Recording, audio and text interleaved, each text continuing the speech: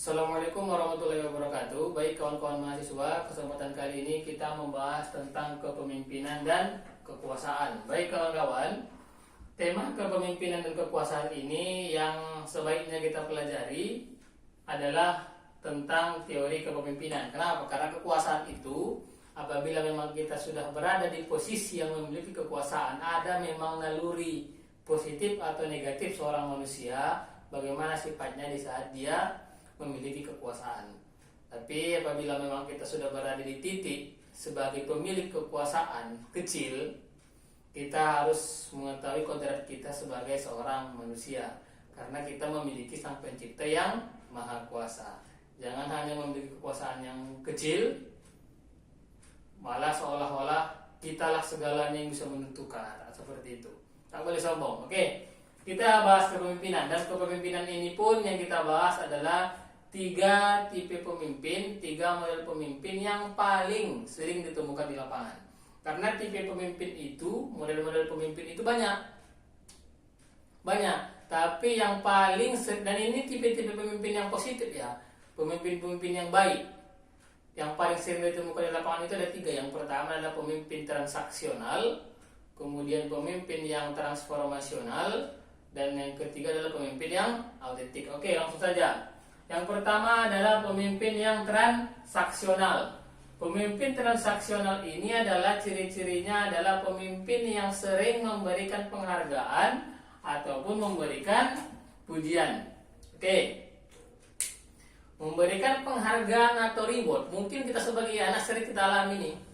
Apabila orang tua mengatakan apabila nanti dapat ranking 1 atau juara umum, ayah belikan sepeda ya, belikan meja belajar ya, belikan Al-Quran ya, atau belikan motor dan segala macam.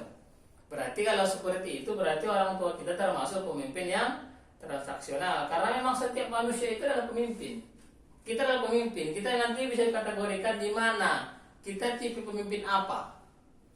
Transformasional kah, transaksional kah, autentik kah, atau malah tidak ada ketiganya. Tapi sebaiknya ada, karena inilah tipe pemimpin yang paling sering ditemukan, lumrahnya di lapangan.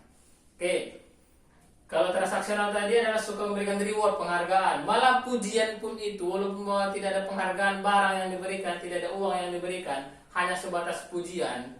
Berarti siapa yang sering-sering muji itu dikategorikan oleh orang-orang pemimpin yang transaksional. Walaupun memang dalam agama hati-hati dengan pujian, kan begitu. Tapi memang untuk memotivasi seorang pemimpin itu membutuhkan memuji anggotanya, memuji anaknya untuk menjadi yang lebih baik lagi. Oke, yang kedua, pemimpin transformasional. Pemimpin transformasional ini adalah pemimpin yang mampu membuat perubahan, memberikan motivasi dengan cara dia mendekati secara individu, secara perorangan. Dia mampu mendekati masalah-masalah anggotanya, masalah-masalah anaknya, masalah-masalah karyawannya, dan dia masuk ke dalam masalah itu dengan mendekati orangnya, masuk ke dalam keluarganya. Apabila kita menemukan, ini langkah ini, tapi ini terbaik. Apabila kita menemukan pemimpin yang mau, dia melihat ada kesalahan dari kita, tapi memang kita ingin dipertahankan, dia bisa melihat masalah kita, dan dia mau terlibat di masalah itu, padahal itu masalah pribadi kita, atau malah itu masalah keluarga kita, tapi pemimpin kita, leader kita mau ikut campur terhadap itu. Apabila seperti itu dikategorikan dengan pemimpin yang transformasional. Karena transformasional itu adalah memberikan perubahan kepada arah yang lebih baik. Change itu ada dua, bisa orang berubah semakin jahat atau semakin baik. Tapi transformasional itu, transformasi itu tak ada lebih jelek, tak ada negatif, semua baik saja.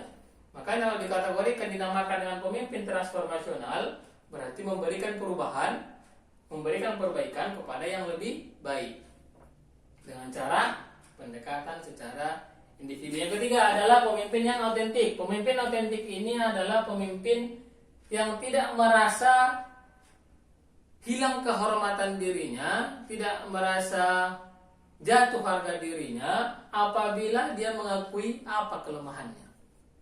Umpamanya ada direktur mengatakan, maaf ya kawan-kawan, itu bawahannya saya tidak memahami ini, tolong ajari saya. Nah, tapi dia seorang direktur misalkan, dia seorang pemimpin misalkan. Apabila kita menemukan orang seperti itu, berarti itu dikategorikan sebagai pemimpin yang autentik. Itu yang paling sering kita temukan ini di apa ini, kantor-kantor camat, kantor-kantor lurah, kan begitu. Orang-orang yang tamat di PDN misalkan, kan begitu, baru-baru tamat, atau yang beberapa baru tamat masuk ke instansi pemerintahan, kemudian dia sebagai camatnya, kan begitu. Tapi memang di bawahnya ada orang 20-an tahun bekerja, ya sering ditemukan ini. Atau di catatan sipil, kan banyak nih. Oh maaf ya Bapak, saya tak tahu ini, tolong ajari saya Pak, saya tak mengerti. Karena Bapak sudah orang yang sudah banyak pengalamannya terhadap bidang ini misalkan.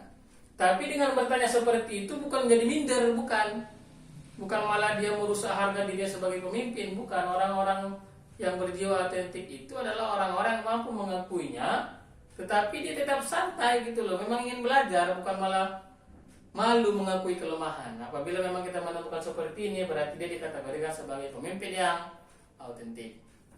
Baik kawan-kawan, penjelasan panjangnya ada di buku pegangan kita.